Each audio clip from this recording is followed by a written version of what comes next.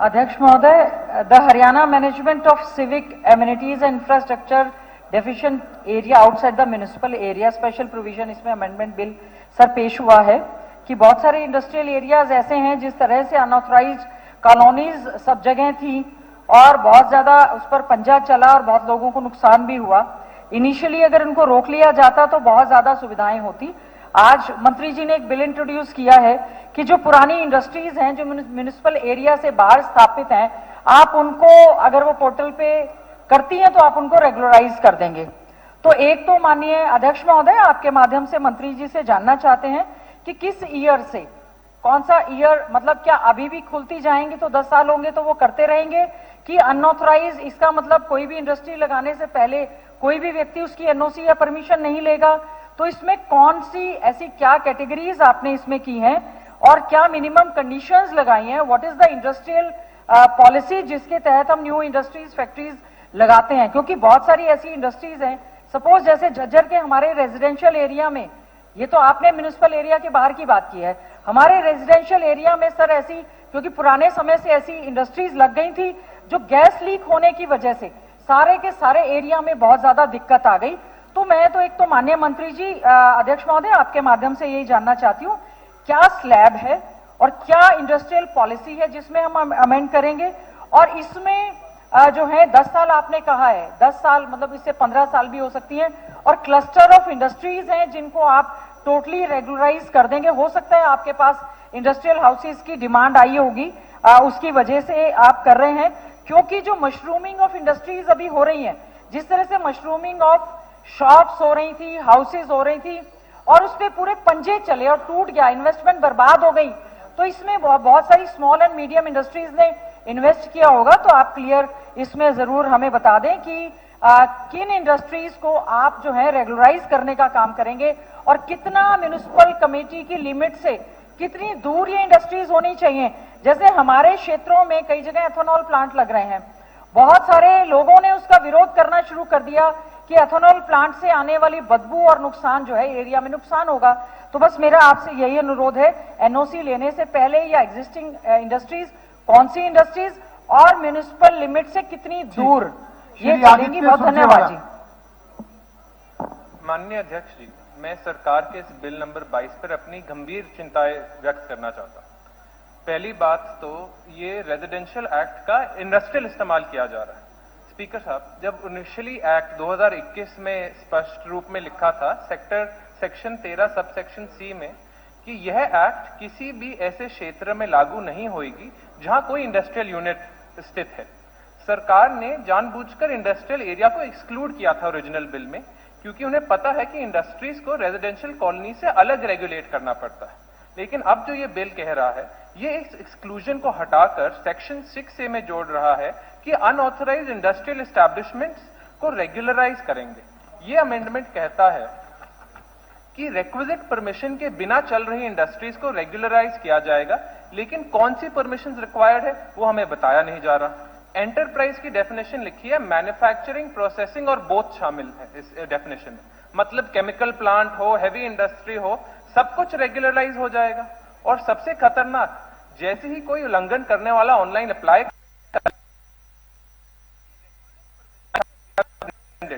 यानी तुरंत सरकारी इम्यूनिटी मिल जाएगी। कोई फैक्ट्री हानिकारक नागरिकों के लिए उन्हें इम्यूनिटी है।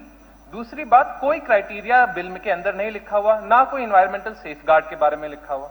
मुख्यमंत्री जी ने बजट स्पीच में कहा कि 50 से ज्यादा बिजनेस जो 10 एकड़ ऑफ कंटिग्यूअस लैंड आसपास वाली जमीन में है, वो अगर साथ अप्लाई करेंगे तो उन्हें ये कर दिया जाएगा। लेकिन अमेंडमेंट में तो कहां लिखा हुआ, कोई क्राइटेरिया ही नहीं दिया, कितने बिजनेस मिलकर अप्लाई करे, कितना एरिया होएगा, क्या डेंसिटी होएगी, क्या एप्लीकेशन प्रोसीजर होएगा, बिल में एक ही लिखा हुआ। रेजिडेंशियल कॉलोनीज को बस साधारण सुविधाएं चाहिए होती है, पानी, बिजली, सड़क। लेकिन इंडस्ट्री को क्या चाहिए? उनको तो heavy power load, industrial waste management, effluent treatment plant, और ये इंडस्ट्रीज बिना रेगुलेशन के बहुत हानि कर सकती है। एयर पोल्यूशन हुआ, वाटर कंटामिनेशन हुआ, हाजिडस वेस्ट क्रिएशन हुआ। इस अमेंडमेंट में कहां एनवायरमेंटल इंपैक्ट असेसमेंट किया जा रहा है, कहां पोल्यूशन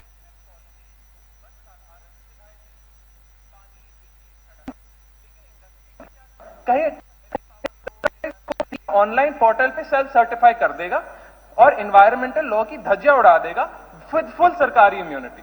और तीसरी बात माननीय अध्यक्ष जी, एंटरप्रेन्योर्स को तो सजा मिली जा रही है इसके थ्रू।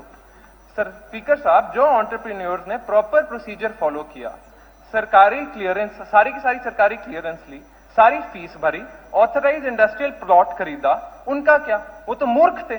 और जिन्होंने खुलेआम नियम तोड़े, इलीगल इंडस्ट्री चलाई, उन्हें रेगुलराइजेशन मिल रही है बिना किसी पेनल्टी की, बिना किसी रेट्रोस्पेक्टिव चार्जेस की। अमेंडमेंट में लिखा है line, indefinite suspension of punitive action, लेकिन कब तक? उसका जवाब लिख दिया, इंटिल गवर्नमेंट टेक्स फाइनल डिसीजन।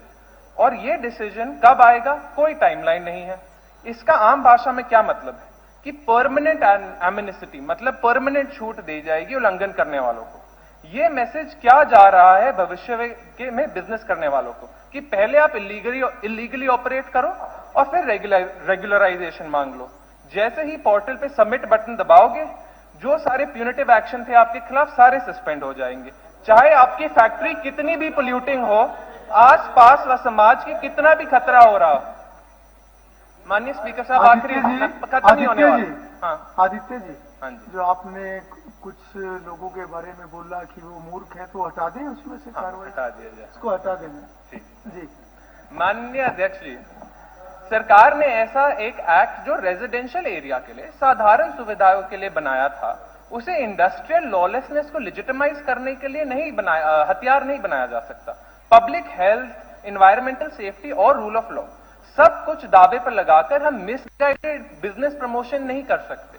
जो सारे कांग्रेस के विधायक यहां बैठे हैं, सब बिजनेस ग्रोथ को सपोर्ट करते हैं, सब उन नौजवानों के लिए जो रोजगार बनाने वाले बिजनेस है उनको सपोर्ट करते हैं, लेकिन एक फ्यूचर प्रूफ प्लान होना चाहिए। इस अमेंडमेंट में वैसा कुछ है नहीं। पब्लिक सेफ्टी के लिए कुछ नहीं है, एनवायरमेंट प्रोटेक्शन के लिए कुछ नहीं है, रूल ऑफ लॉ के लिए कुछ नहीं है। तो मेरी तो आपसे सिर्फ इतनी ही विनती है कि सरकार एक प्रॉपर रेगुलेटरी सेफगार्ड इंक्लूड करके इस अमेंडमेंट को लेके आए। इसके लिए मैं रेकमेंड करता हूं ये सिलेक्ट कमेटी पे भेजा जाए। शुक्रिया। जी मंत्री जी। अध्यक्ष जी, जो है हमारी बहन ने और हमारे जो युवा साथी ने बड़ी चिंता जाहिर करी है कि किस तरीके से आप जो हजार्ड इंडस्ट्रीज और जो बिल्कुल ही नॉन प्लान्ड वे में इंडस्ट्रीज बन गई थी, उनको हम लोग रेगुलाइज करने का काम कर रहे हैं। लेकिन मेरे साथी ये भूल गए कि इन्हीं का बोया हुआ बीज है जिसको हम ठीक करने का काम कर रहे हैं, उसी को ठीक करने का काम कर रहे हैं। लाखों लोगों के साथ, उनके जीवन के साथ खिलवाड़ किया। बहन जी ने बोला कि पंजा नहीं चला, पंजा नहीं चलाने का काम इन्होंने किया, इन इंडस्ट्रीज को बसाने का काम इन्होंने किया।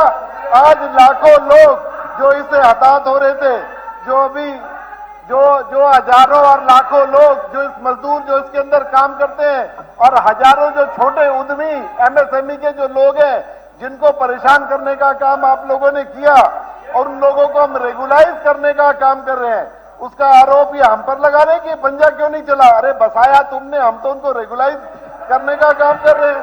हम तो उनको ये 10 साल पुरानी इंडस्ट्रीज को रेगुलाइज कर रहे हैं, 10 साल पुरानी इंडस्ट्रीज को रेगुलाइज कर रहे हैं। आप बिल पढ़ रहे, बिल को पूरा शब्द पढ़िए ना, 10 साल पुरानी इंडस्ट्रीज को, और आज भी रेड कैटेगरी जोन को स्पेशल ट्रीटमेंट देने का काम हम लोग। एक बार सीएम साहब कोई बात। एक मिनट सीएम साहब कुछ एक मिनट मैं बता रहा हूँ। गीता जी, सीएम साहब कुछ माननीय अध्यक्ष जी, क्योंकि बजट के अंदर हमने इस बात का अनाउंसमेंट किया था कि जो हमारी इलीगल इंडस्ट्री लगी हुई है और वो 50% से ज़्यादा लग गई है, उनको हम रेगुलर करेंगे। हमने अपने बजट के अंदर, भाषण के अंदर विषय रखा, आपने भी सुना है उसके अंदर। परंतु लगातार जब से हम आए हैं, प्लान्ड वे में इंडस्ट्री लग रही है माननीय अध्यक्ष जी, और छोटी इन्वेस्ट नहीं आया, बहुत बड़ा इन्वेस्ट आया हमारे हरियाणा के अंदर। अगर हमारे मेहताब जी भी बैठे हैं, आपके मेवात के अंदर भी हमने आईएमटी बनाया, और आईएमटी एक प्लान्ड वे में वहां इंडस्ट्री आ रही है ना, जिसके अंदर हजारों युवा नौकरी लगेंगे। एटीएल लग रही है, नहीं और भी लग रहे हैं। देखिए आप ऐसा मत करिए, ऐसा मत बोलिए माननीय। नहीं, एक मिनट, विकसित कर रहे हैं, हाँ प्लान्ड वे करें। अभी भी हमने माननीय अध्यक्ष जी अपने बजट के अंदर ये बात कही थी, हरियाणा प्रदेश के 10 जिलों में हम IMT बनाएंगे, उसकी एडवर्टाइजमेंट भी हमने कर दी है माननीय अध्यक्ष जी। लगभग उसके ऊपर कई हजार एकड़ भूमि भी हमारा ई भूमि पोर्टल के ऊपर आ गया है।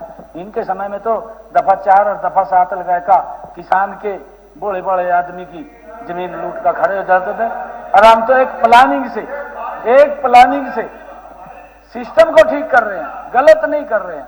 नहीं, आपने समर्थन करना चाहिए। मंत्री जी, एक बात बताना चाहता हूं मैं आपके माध्यम से, जो इन लोगों की चिंता है कि पॉल्यूशन नॉर्म्स को ताक पे रख दिया जाएगा, अभी सिर्फ इलेक्शन आपका अपने एप्लीकेशन इनवाइट करने का काम किया जा रहा है, फिर उसकी स्क्रूटनी होगी, फिर सारे के सारे नॉर्म्स को ध्यान में रखकर उसको रेगुलाइज किया जाएगा।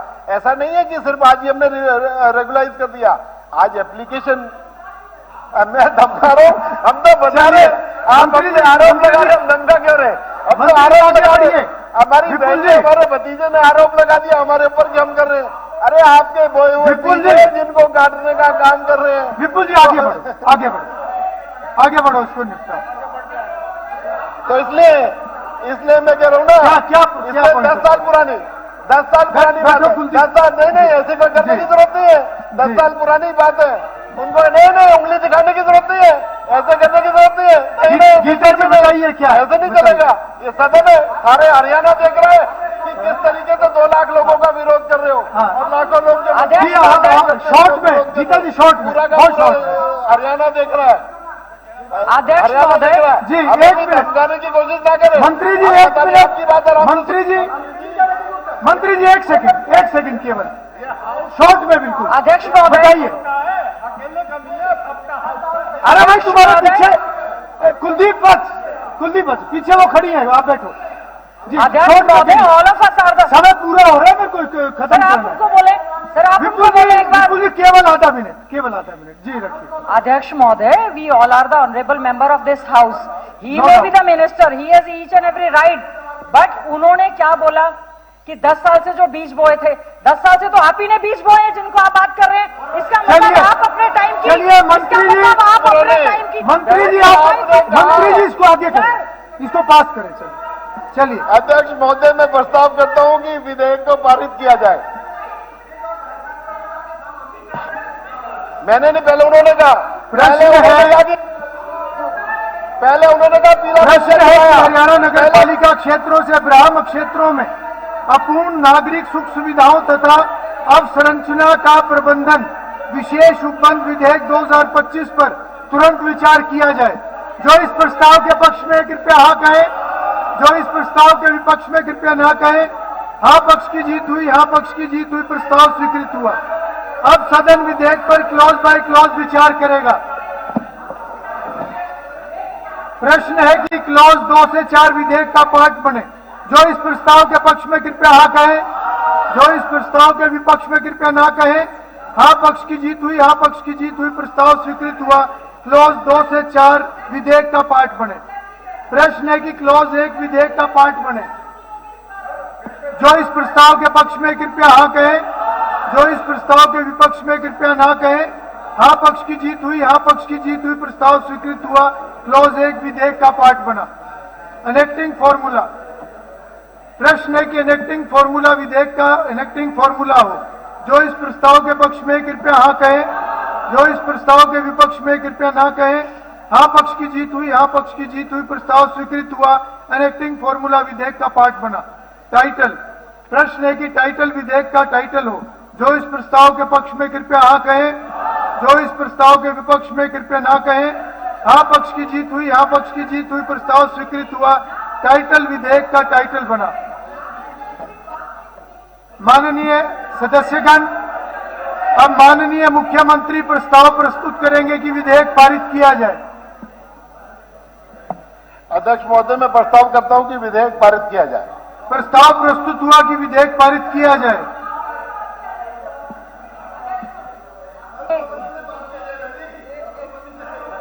आपने सर सर्वसम्मति वाली बात ही नहीं की। मैं तो बहन जी सुनो, आपने पहले कहा पंजा चलाने वाली अध्यक्ष बात। महोदय, देखो सुनो, आप बिल हमारी इंट्रोड्यूस बहनों हुआ। सारा यहाँ सर, सबको अधिकार है अपनी बात रखने अध्यक्ष का, महोदय, लेकिन किसी को मेरा- दबाने का, किसी को धमकाने का किसी को अधिकार नहीं है। अध्यक्ष- माननीय सदस्य ने बोला भी नहीं, अरे धमकाने की बात कर रहे हैं। अध्यक्ष अरे बढ़िया महोदय- की औलाद जरूर हूँ, लेकिन अध्यक्ष कमजोर महोदय, नहीं हो। बिल नहीं, इंट्रोड्यूस नहीं, हुआ है। याद रखना। बिल्कुल जी, आप अध्यक्ष धमकाते महोदय- नहीं हो कोई। कमजोर नहीं हो, मेरा भाई है, मैंने कहा भी ठीक है, मैं मान लेता हूँ, लेकिन इसका क्या मतलब है? अध्यक्ष महोदय, चलिए गीता जी अपनी बात करें। सर मेरी रिक्वेस्ट है, सर जब बिल आता है कम से कम सर उस पर हेल्दी डिस्कशन तो होने दें।